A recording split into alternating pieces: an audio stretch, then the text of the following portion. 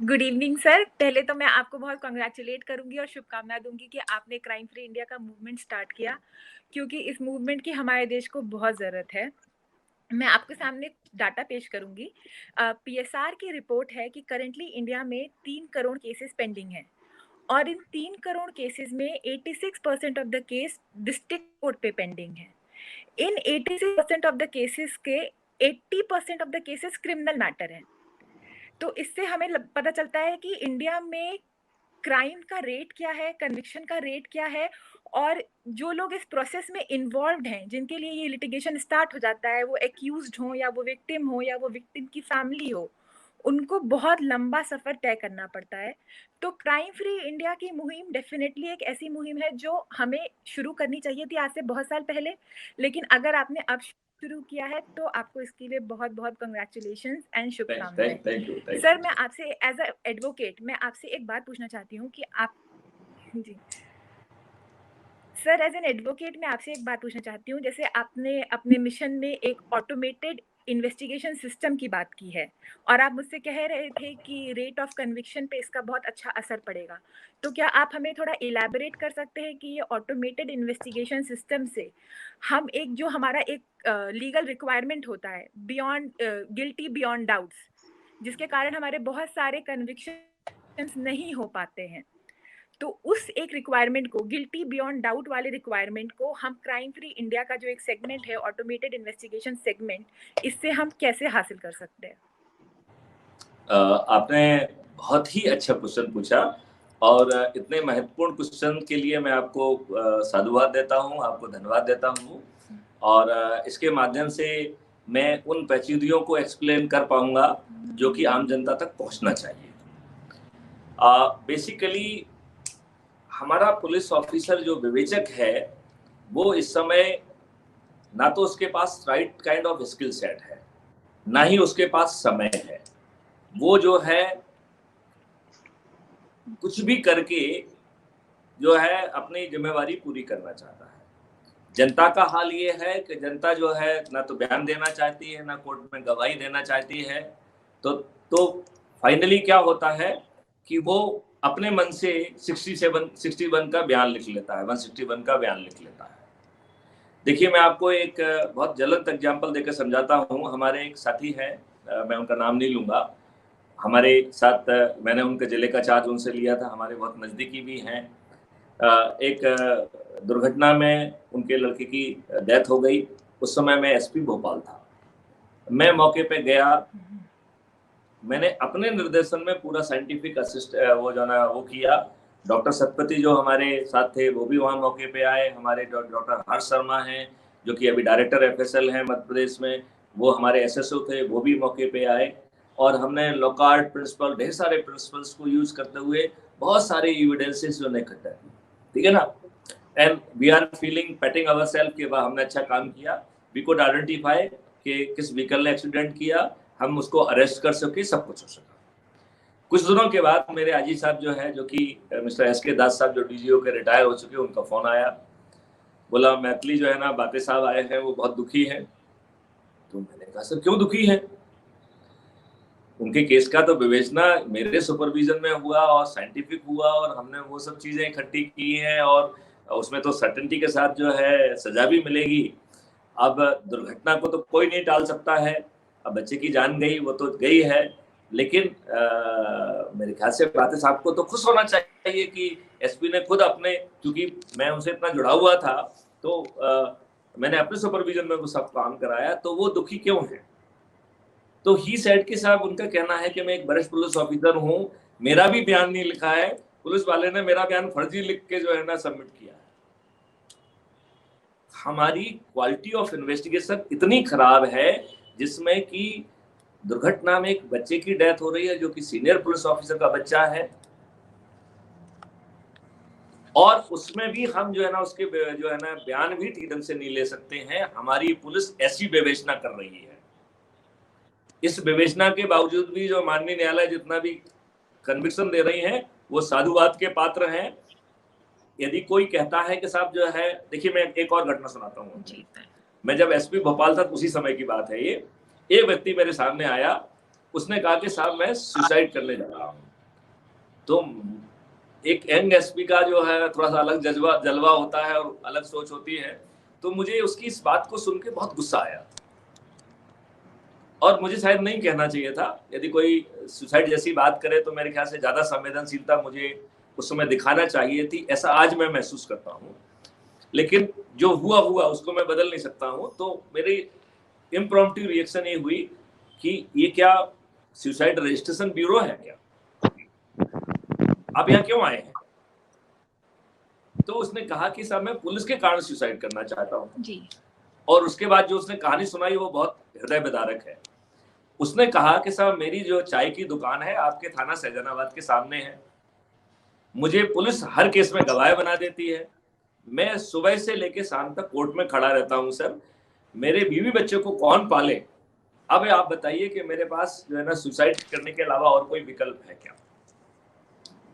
उसका जवाब सुन के मैं चारों खाने चित्त हो गया। मुझे नहीं सूझ पड़ा कि मैं इसको क्या कहूं, क्योंकि उसकी ये तो बड़ी हृदय विदारक बात थी। मैंने उससे कहा देखो बेटे, जो कुछ हुआ वो हुआ, उसको बदलने की क्षमता मुझ में भी नहीं है, लेकिन मैं आज आपको से आश्वस्त करता हूं कि अब आपको किसी भी केस में गवाह नहीं बनाया जाएगा, जहां तू सही में भी गवाह होगा वहां भी नहीं बनाया जाएगा, ये मैं तुझे अभयदान देता हूं। तो हमारी पुलिस ये कर रही है।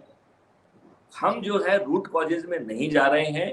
As a leader of the police force we are not supervising crime properly. हमारे व्हाट इज द कंट्रीब्यूशन, ये जो हम ऐप बना रहे हैं, जो चीजें बना रहे हैं, ये कंट्रीब्यूशन ऑफ सुपरविजन को भी इवेल्युएट करेंगे। आने वाले समय में सीनियर ऑफिसर की नौकरी इतनी आसान नहीं रहेगी कि झंडा पत्ता लगा के घूम जाइए और आपका जो है ना कंट्रीब्यूशन जीरो। आप नेताओं से बात करिए, इससे बात करिए, फलाना करिए, लिफाफा लीजिए, ऐसे काम नहीं चलेगा। ये लिफाफा कल्चर मस्ट गो। मुझे बड़ा दुख होता है जब कोई कहता है कि साहब जो है ना ये जो लिफाफा है ये तो 4 साल पहला रहा था, ये क्यों आया है, कि कोई कृष्ण की बात करता है, कोई पार्थ की बात करता है। ये हम बात क्यों नहीं कहते हैं कि देर से आए दुरुस्त आए।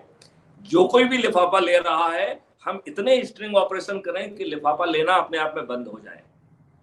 जब तक हम जो है इतना एग्रेसिव काम नहीं करेंगे तो आने वाले समय में वैसे भी लिफाफा लेना इतना आसान नहीं होगा।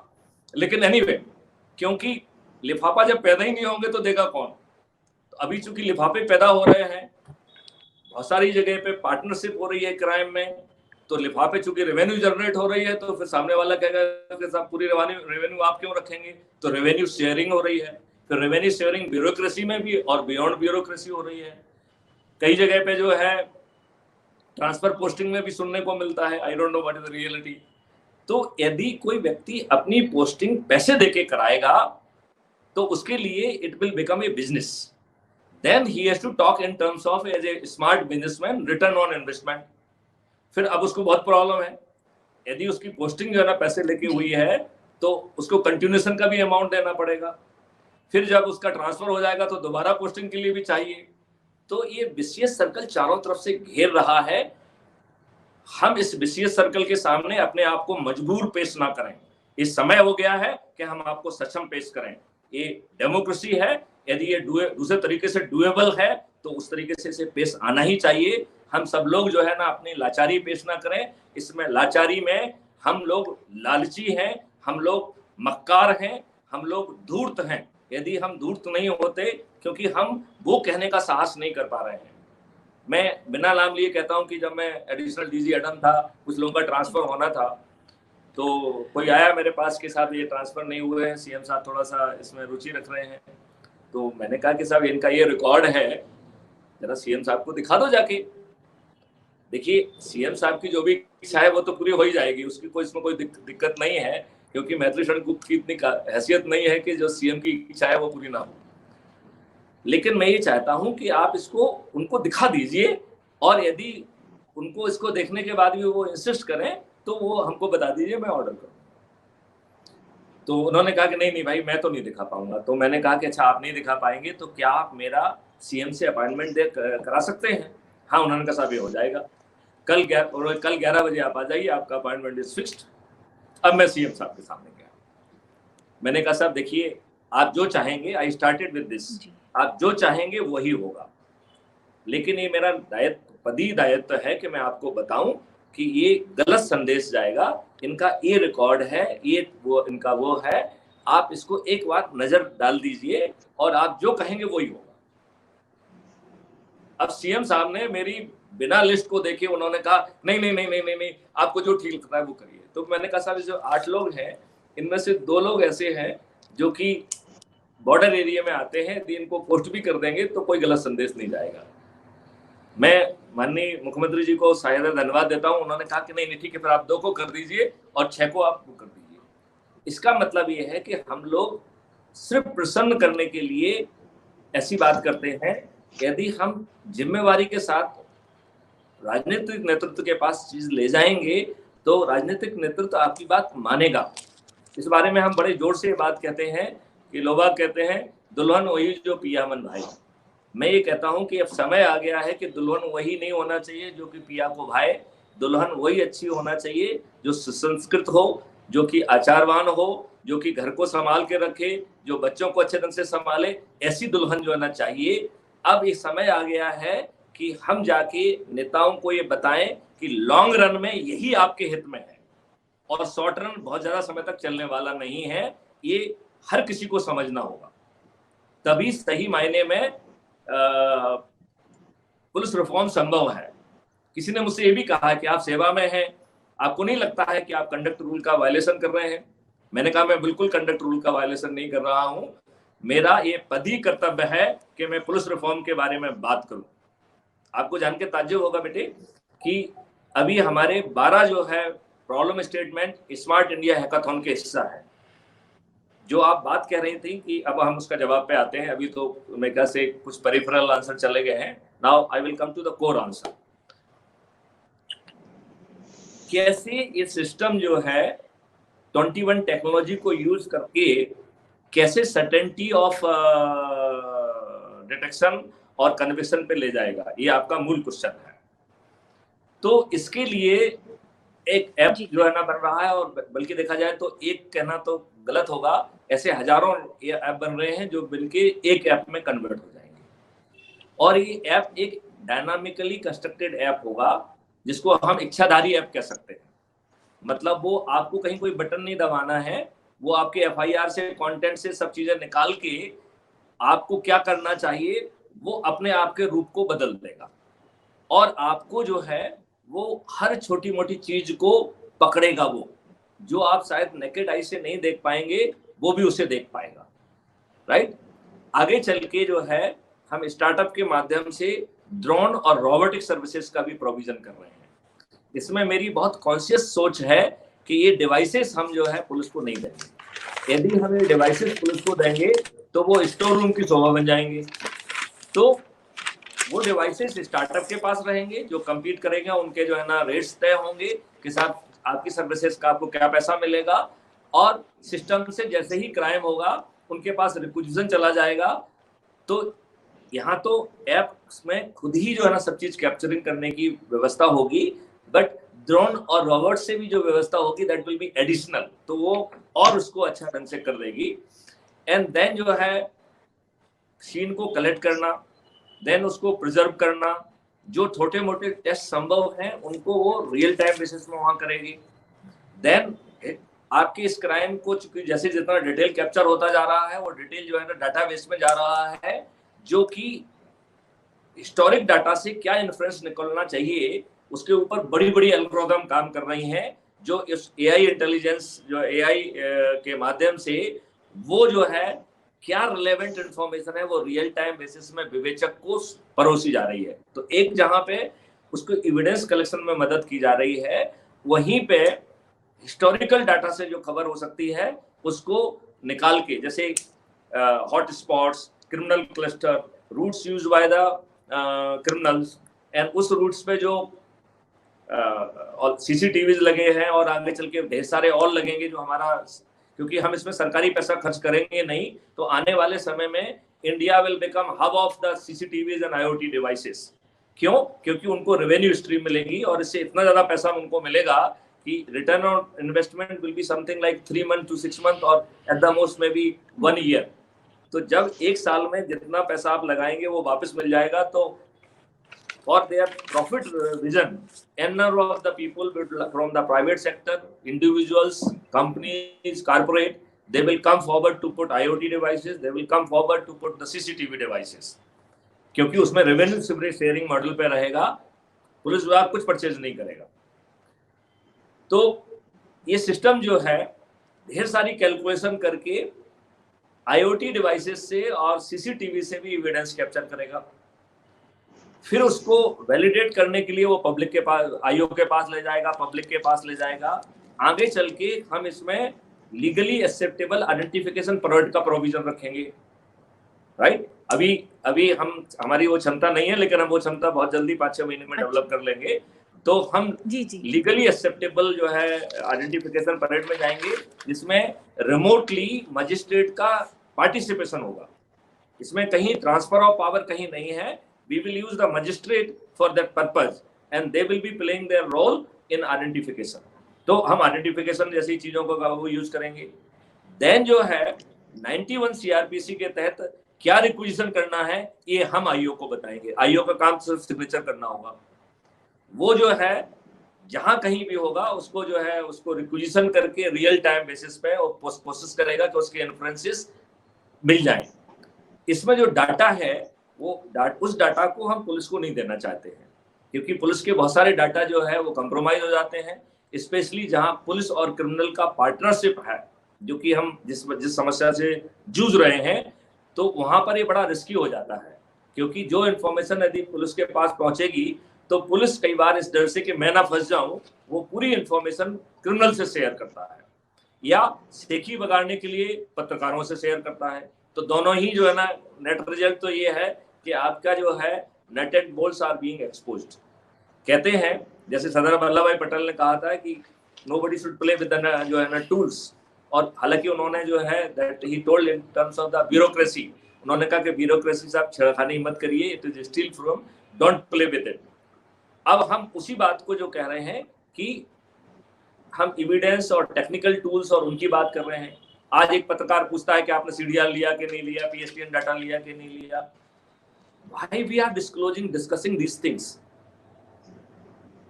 हम उसको जो है ना लिस्ट लेके बताना चले जाते हैं कि साहब यहाँ गया वहां गया, क्यों बताना?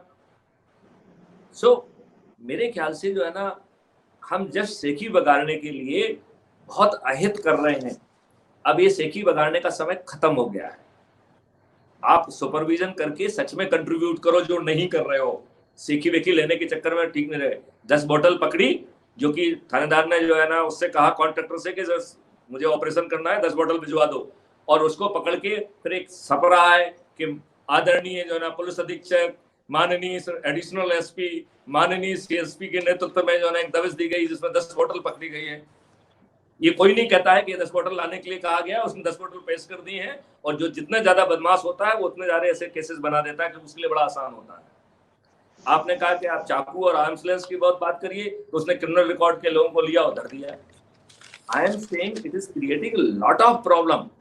यदि कोई आप जो है बेकसूर व्यक्ति को सिर्फ आंकड़े को दिखाने के लिए यदि आप उसे बंद करते हैं, तो उसे जो है ना उससे बाहर निकलने के लिए वकील की फीस देना होगी, ढेर सारे काम करना होगा। तो बेचारा यदि वो क्राइम नहीं भी कर रहा होगा तो he will commit crime, क्योंकि he has to cope up with the financial burden we are placing on him. Now इतनी चीजों को तो समझना पड़ेगा। Why we are doing the things just like mechanically? Let's do the things smartly. हमारा system जो है क्रिमिनल्स को ग्रेड करेगा। किस क्रिमिनल के खिलाफ जो है ना पकड़ना ठीक नहीं रहेगा तो उसको स्पेशल ऑपरेशन के तहत पकड़ा जाना है, उनको स्पेशल ऑपरेशन के तहत पकड़ेगा। हमारा सिस्टम को मालूम है कि हर कुत्ता जो है ना, हर क्रिमिनल कुत्ता है, और हर कुत्ता अपनी गली में शेर होता है। तो हमारे सिस्टम को अच्छे ढंग से मालूम है कि किसी भी कुत्ते को शेर की हैसियत से नहीं पकड़ना है।